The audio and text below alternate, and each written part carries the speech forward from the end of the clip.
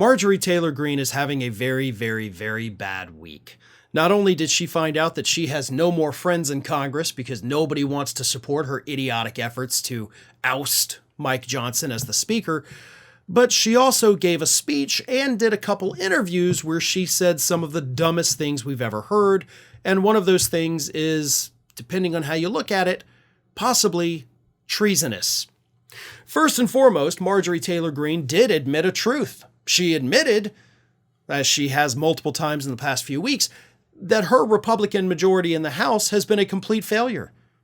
No argument there, Marge. But here's what she said.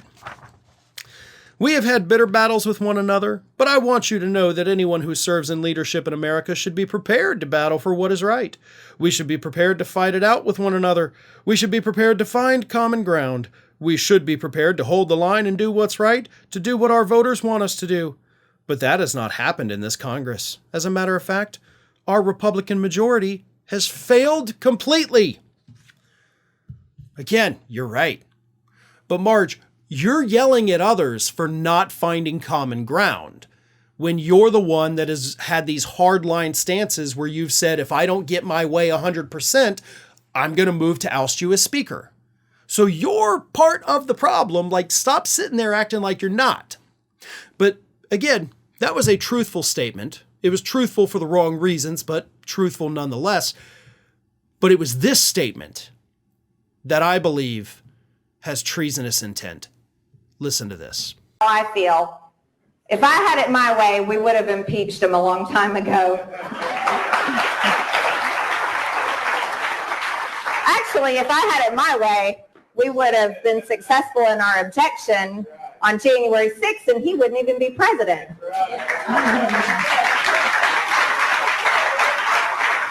Now, it's important to note that she was not talking about the insurrection. She was not talking about the Capitol riot. She made that clear, so we have to give her the benefit of the doubt there, okay? Nevertheless, I still believe what she said right there is treasonous. Because even if she wasn't talking about the attack on the Capitol, she's still lamenting the fact that the legislative coup to oust the duly elected president of the United States, then President-elect Biden, she's mad that that failed. She's mad, as she clearly said, that Donald Trump didn't get to remain president, even though he was voted out of office. By saying that you regret that that happened, that you regret that you were not successful with your legislative coup to stop the certification of the Electoral College votes, that to me, and I think pretty much by letter of the law, would count as a treasonous statement. Sedition, right there. So my question now is this. Is anyone out there thinking about maybe, based on this new comment, the new comment only, thinking about issuing a 14th Amendment challenge to her qualifications to hold public office? I think it's worth a second look.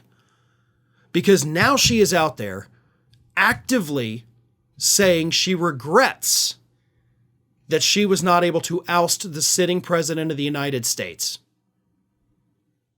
I think that sounds like treason to me. Maybe you have a different interpretation of that, but that doesn't matter. The only interpretation of these comments I care about is one from the federal court system, which should hear a 14th Amendment challenge to whether or not she is able to hold office based on Section 3 of that 14th Amendment. Because to me, this is a treasonous statement, and she should be held accountable for it. Well, folks, we have crossed that 1 million subscriber milestone, but rest assured, we are just getting started here at Ring of Fire. So if you're not already, please do subscribe to the channel and make sure to like, share, and comment on the videos.